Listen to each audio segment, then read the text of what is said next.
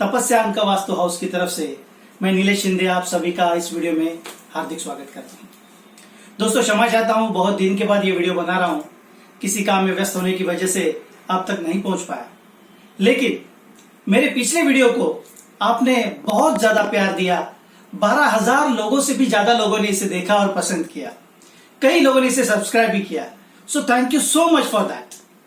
आज हम एक नई सीरीज लेके आपके सामने आ रहे हैं और जो सीरीज का पहला वीडियो आज हम बना रहे हैं उसका नाम है न्यूमरोलॉजी। जैसे मैंने टाइटल में लिखा हुआ है कि क्या आपके कुंडली में राजयोग है, क्या होता है ये अंक शास्त्र।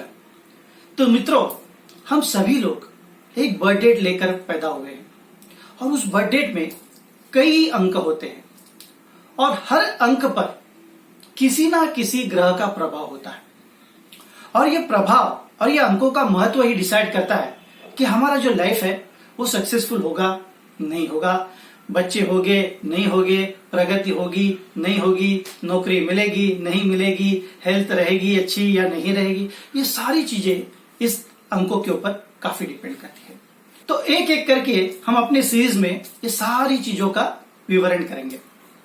आज हम बात करेंगे सबसे पहले अंक कुंडली की। तो अंक कुंडली कैसे बनाई जाती है ये मैं आपको अभी सिखाऊंगा, लेकिन उसके पहले हम जानेंगे कि मूलांक क्या होता है और भाग्यांक क्या होता है। तो क्या होती है ये अंक कुंडली? ये अंक कुंडली ये होती है जो हमारे लाइफ का ग्राफ बताती है और मैं अभी आपको सिखाने वाला हूं कि अंक कुंडली कैसे बनाई जाती है। लेकिन उसके पहले मैं आपको ये सिखाना चाहता हूं कि मूलांक क्या होता है और भाग्यांक क्या होता है। तो जल्दी से एक पेपर और पेंसिल लेके बैठ जाइए और अपनी बर्थ डेट उस पर लिखिए। मैं कुछ एग्जांपल आपके सामने रखता हूं। जैसे समझ लीजिए 38 को आपका जन्म हुआ है, तो 3 + 0 = 3, तो आपका मूलांक हुआ नंबर 3। अगर आप 24 तारीख को पैदा हुए हैं तो 2 + 4 = 6, तो आपका मूलांक हुआ 6। एक एग्जाम्पल के तौर पर मैं एक जन्म तारीख लेता हूं। समझ लीजिए 25/8/1974, तो 25 यानी 2 + 5 = 7, तो 7 ये जो है वो आपका मूलांक हुआ।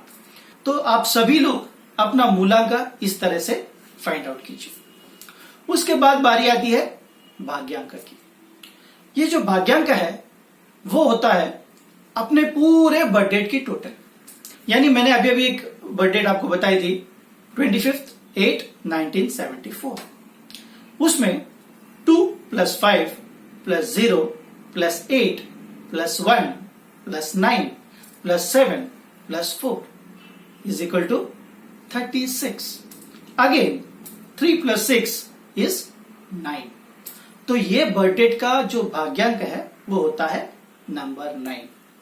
अभी हमें पता चल गया कि मूलांक क्या होता है और भाग्यांक क्या होता है। अब हम जानेंगे कि अंक कुंडली कैसे बनाई जाती है। तो सबसे पहले एक चौकोन बनाएंगे, एक चौरस। उसके हम समान 9 हिस्से बनाएंगे और हर एक हिस्से में एक अंक होता है। जो मूल कुंडली है मैं अभी आपके सामने दिखाता हूं। ये जो है वो मूल कुंडली है। ये मूल कुंडली में सबसे पहला नंबर होता है नंबर 4, उसके बाद नंबर 9, उसके बाद नंबर 2, उसके बाद 3, 5, 7, 8, 1 और आखिर में 6। ये मूल कुंडली हमें सामने रखनी है और इसी तरह से और एक कुंडली बना के हमारे बर्थ डेट में जो जो अंक मौजूद है वो सारे अंक हम इसी तरह से भरेंगे। देखिए मित्रों, हर एक नंबर का जो खाना है, जो जगह है वो फिक्स है, उसे कोई भी चेंज नहीं कर सकता। उसी को ध्यान में रखते हुए हम अपनी जन्म कुंडली बनाएंगे या अंक कुंडली बनाएंगे। तो ये एग्जाम्पल पे तौर पर हमने जो बर्थ डेट ली है, देखिए उसमें 2 है, तो राइट साइड के कॉर्नर में हम लिखते हैं 2। उसके बाद 5 सबसे बीच में आता है, ये बुध का अंक है, ये बीच में आता है। उसके बाद है 8 सबसे नीचे लेफ्ट साइड में। उसके बाद 1, 9, 7 और 4।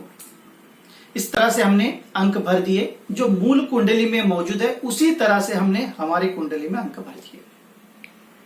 उसके बाद बारी आती है मूलांक और भाग्यांक।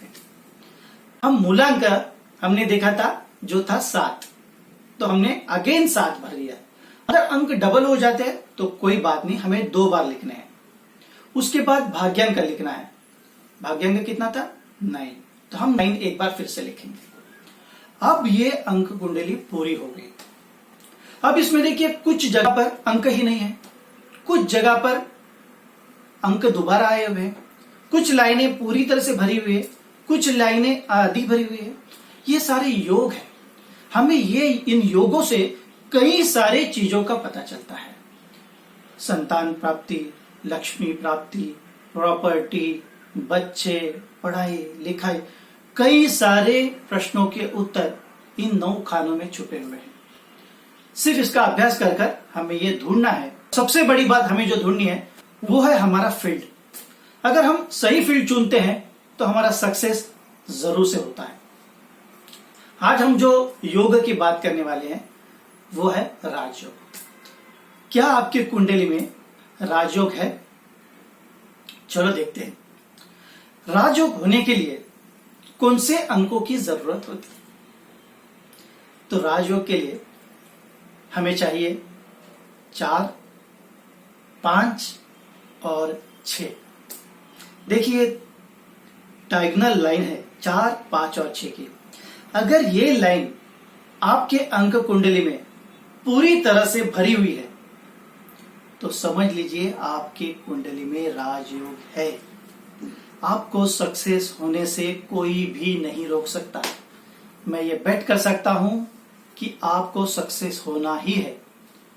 बाय चांस अगर आप सक्सेसफुल नहीं है तो कहीं ना कहीं आपके नाम में, यानी आपका जो नाम है वो आपके बर्थ डेट के साथ मैच नहीं है, आपके कंपनी का नाम आपके बर्थ डेट के साथ मैच नहीं है, या कई और योग होते हैं उसकी वजह से ये होता है। लेकिन ज्यादातर, बहुत ज्यादातर ये लोग काफी हद तक सक्सेसफुल होते हैं। अगर आपके कुंडली में 4, 5, 6 नहीं है तो मित्रों डरने की जरूरत नहीं है, क्योंकि ऊपर वाला सबका ख्याल रखता है। अगर 4, 5, 6 नहीं दिया है तो काफी सारे और भी योग है वो आपके कुंडली में मौजूद हो सकते हैं, जिससे आपको यश मिल सकता है, सक्सेस मिल सकता है। तो अगली वीडियो में हम अलग अलग योगों की बात करेंगे, हर एक नंबर की बात करेंगे, हर एक नंबर को कौन से रंग, कौन से दिन अच्छे होते हैं वो सारा हम देखेंगे। पार्टनरशिप के लिए नंबर कौन से होते हैं वो हम देखेंगे। काफी सारी चीजें आगे आने वाली वीडियोस में हम देखने वाले हैं। तो आज बात कर रहे हैं हम 4, 5 और 6 की। अगर आपके कुंडली में 4 और 5 है, 6 नहीं है, तो इस 6 को भी एक्टिव किया जा सकता है।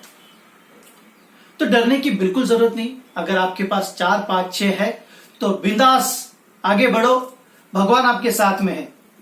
आगे और भी योग आने वाले हैं और आने वाले योगों को जानने के लिए तुरंत हमारे चैनल को सब्सक्राइब कीजिए। तब तक के लिए thank you so much. Good bye.